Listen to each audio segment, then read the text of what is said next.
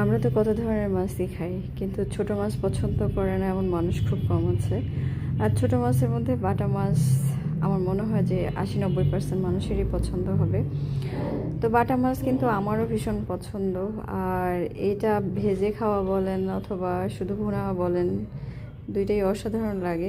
তো আমি আজকে মাছগুলো ভেজে নিয়েছিলাম আর ভেবেছিলাম যে সিম্পলি ভুনা করব পেঁয়াজ দিয়ে, কিন্তু এটা হয়নি, কারণ আমি এই যে ভুনা মশলার সঙ্গে অনেক বেশি লবণ দিয়ে ফেলেছিলাম। সো লবণটাকে অ্যাডজাস্ট করার জন্য পরে আমাকে আলুটা দিতে হয়েছে। সো আজকের রেসিপি হচ্ছে আলু দিয়ে বাটা মাছের ঝোল। তো ওই মশলা পেঁয়াজ কুচিটাকে আমি একটু হালকা করে ভেজে নিয়েছি, তাতে সব ধরনের গুঁড়া মশলা দিয়ে আদা রসুন বাটা দিয়ে ভুনা করে নিয়েছি।